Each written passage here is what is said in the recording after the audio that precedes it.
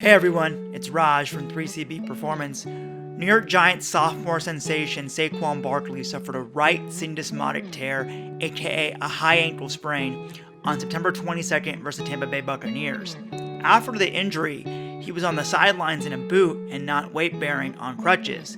The Giants initially gave a timetable of 4 to 8 weeks, but Saquon was recently seen at practice looking quite spry, just 1.5 weeks removed from the injury.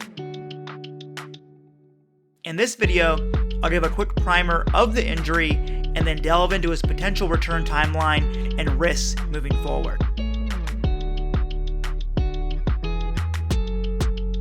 The syndesmotic tear occurred when Saquon's right ankle got rolled up on while his foot was planted in the ground. This mechanism of injury is typical for high ankle sprains in football. For example, both Nick Bosa and AJ Green suffered high ankle sprains over the summer in the same way. The high-force outward twist on a planted foot specifically stresses the ankle ligaments that sit above the towel curl (TC) joint, the joint that most people think of when referring to the ankle. These higher ligaments are collectively known as the ankle syndesmosis and connect the tibia, shin bone, and the fibula, outer lower leg bone.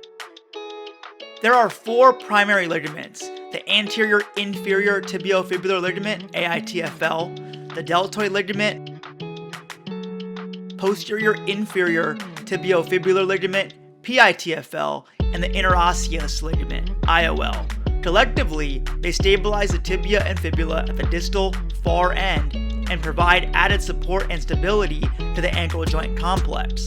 When the ligaments take on more stress than they can handle, it results in ligament fibers being stretched and torn.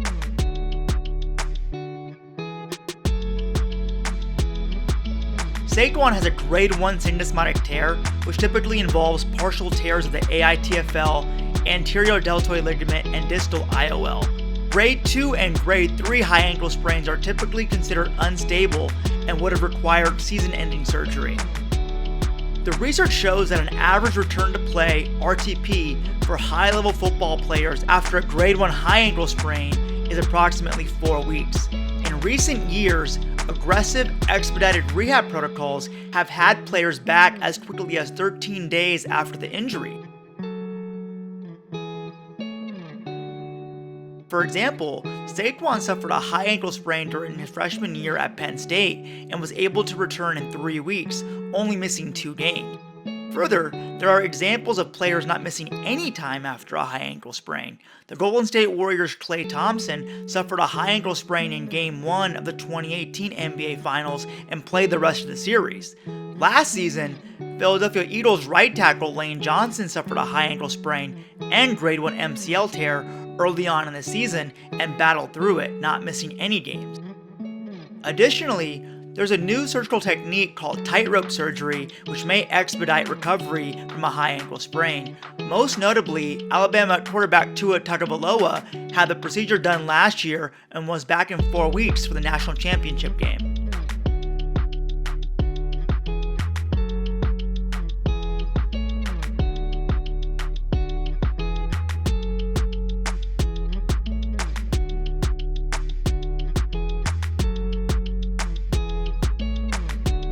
All that being said, there's a fine risk-reward tightrope when it comes to early return from ankle syndesmotic tears. The outcomes of the expedited rehab protocol and tightrope procedure are still TBD because we don't have much of a sample size. Klay played quite well for the rest of the finals, whereas Lane was visibly hobbled for the rest of the season. Even when a player is given more time to return, like Nick Bosa, who had about 5 weeks to recover in preparation for Week 1 after he suffered a high ankle sprain in the early days of training camp, there's still the increased risk of re-aggravation as he retweaked the injury during his professional debut and has continued to hamper him weeks later. For Saquon, to be dead honest, I initially believed his timetable would be extremely conservative and push towards 6 weeks because of the long-term investment the team has made in him as their franchise back and face of the franchise. Even though he did return quickly for Penn State, that was also a situation where he and the team knew they had a very limited window with him there.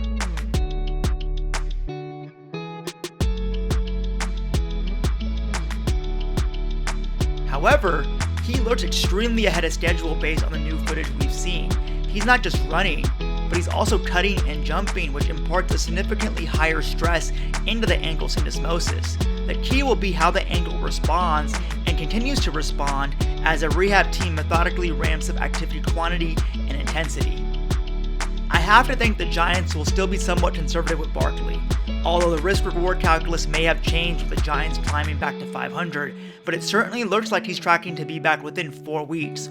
One of the main benefits of Saquon's unrelenting commitment to his mental and physical fitness is increased margin for error and injury resilience. That looks to be playing out yet again. As I mentioned before, the outcomes on early return from high ankle sprains are quite variable, so I still preach caution. Accordingly, when he does get back, I'd still expect the team to reintegrate him gradually rather than put him back into the same lion's share role immediately.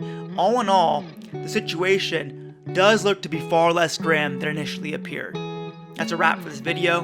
Thanks for watching. My goal is to provide you with in-depth, evidence-based, narrative-free analysis. You can always find me on IG and Twitter at 3CB Performance. Make sure to sub to the channel for the latest updates. 3CB out.